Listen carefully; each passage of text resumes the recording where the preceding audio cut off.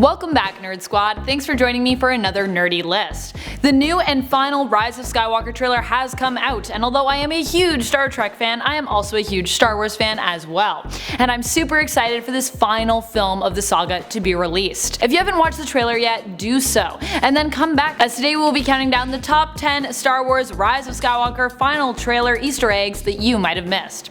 There are actually so many in this film, definitely more than 10, so feel free to discuss some of your favorites that you spotted, as well as some of the theories for the plot in the comments below.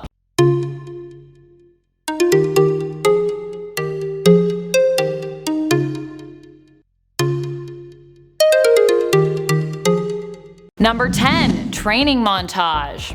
At the beginning of the trailer, we see Rey pop into screen in a setting that looks like it mostly belongs on Endor. A red laser appears in the distance and Rey uses her lightsaber to rebound it. When she runs onto the screen, we also notice her drop something that looks quite similar to a Jedi training helmet.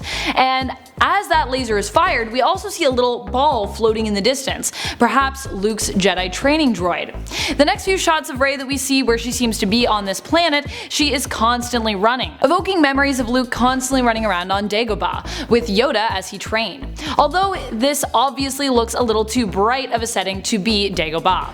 9. Rey's lightsaber. I know what you're thinking, Amanda, it's Rey. Obviously she has her lightsaber. It's the one she found that belonged to Luke and Anakin, sure. But she can't actually have that lightsaber because although some may have forgotten, it actually broke at the end of The Last Jedi. After their fight with Praetorian guards, a name taken right out of Roman history by the way, the two fought over the lightsaber like two children fighting over a toy, causing it to be torn asunder and presumably broken. So how did Rey get the lightsaber she is using in this movie? Is it the same one? Did she fix it? Time travel? What's going on here? Number 8. Death Star. So there have been all kinds of confusing shots of this Death Star in the trailers. Shots in old trailers made it look like it was underwater. Now it looks like it's on land, in part? We see part of it in the water in one shot. We see Kylo and Rey fighting atop it in another, with Finn presumably running after Rey on it in a separate shot, and then we also see a shot of a throne room with a completely busted window and light coming through it, which could be on the Death Star as well. Number 7. What is the movie about? The trailer tells us absolutely nothing about the plot. In truth, almost none of the information up till this point has. I know what you're thinking, how is this an Easter egg I missed? Fair. But I bring it up because a lot of these trailers are designed to mislead you in that very way, awe you with production design and explosions so you don't worry about the plot. But in this case it sort of is because this trilogy hasn't really had much of a plot. Don't get me wrong, I've enjoyed the new Star Wars films immensely, but all the synopses for the film so far don't even touch on the plot. The saga will end, but the story lives forever. What is the story though? Light versus dark? One synopsis promises the final battle will commence. But which battle is that again? Kylo versus Rey? Rey versus Palpatine? Rey versus herself? Number 6. Return of Palpatine. Speaking of Palpatine, we see him near the end of the trailer facing off with Rey, or at least a floating person in a cloak that seems to mirror him pretty well. They appear to maybe be on a moon, or maybe in her mind? During another voiceover earlier in the trailer, we also see a Star Destroyer bursting out of an ocean, or some ice or something. And there is a throne room whose design echoes one we've seen Palpatine in many times before, as well as Darth Vader actually in his fight with Luke, which is now a wreck that Rey and Kylo find themselves in. It's interesting because watching the prequels, I would have never thought that Palpatine would end up being the big bad of the entire Star Wars franchise.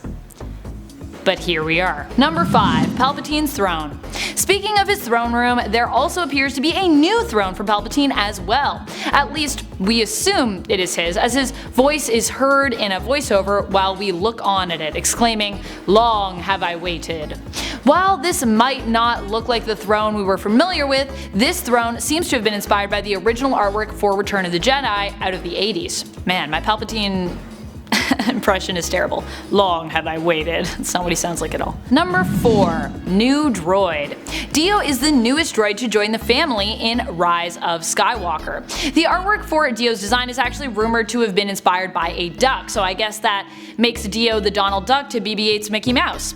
Most of Twitter has been trolling the poor droid for the fact that it resembles a hairdryer on a unicycle. However, some fans are actually thinking that appearances in Star Wars are often deceiving, and that this little droid may actually pack more punch than it appears to, when it comes to abilities. One redditor who claimed to have a reliable source even leaked that it had force-seeking abilities and time-altering abilities. We'll have to wait to see if that's true, though it might explain how Rey got her lightsaber back if it is. Number 3. Iceberg Planet. This random iceberg planet appears in the trailer, which evokes the coldness of Hoth, but looks nothing like it. Some have speculated that it may be the home of Zora Bliss, the leader of the Kijimi Spice Runners. Kijimi is said to be mountainous and frigid, which seems to fit the bill. If it is Zora's home, then it is possible the scene involving Kobu Frick and C-3PO could have happened on this planet itself.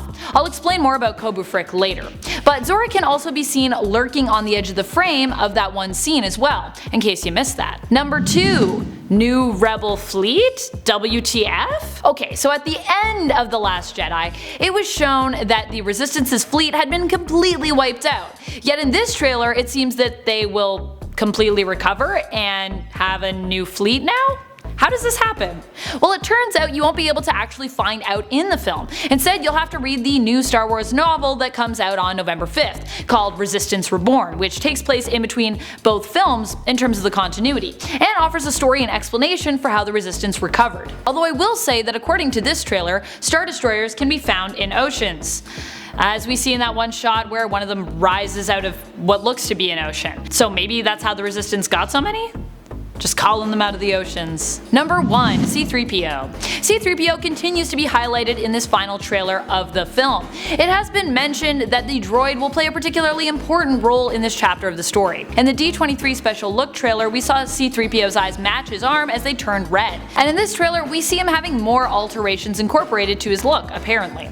Perhaps he will be turning into more of a warrior, or having some of his old memories restored. Red appears to be a recurring color in the Star Wars films that symbolically is tied to death, war, blood, and power. Whatever the changes are, they are likely being brought about by Babu Frick, the little character on C-3PO's shoulder. He is apparently an Anzellan droid smith who can modify or pre-program any droid, no matter the security protocols of its system.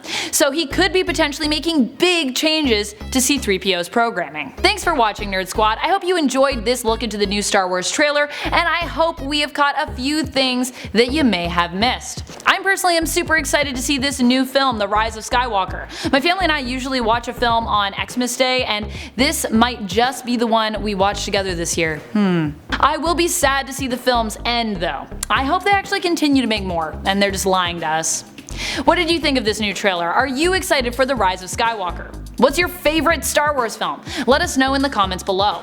And while you're on your way down there, be sure to like, subscribe, and ring our bell. This has been Top 10 Nerd, and my name is Amanda McKnight, reminding you as always to stay nerdy, YouTube.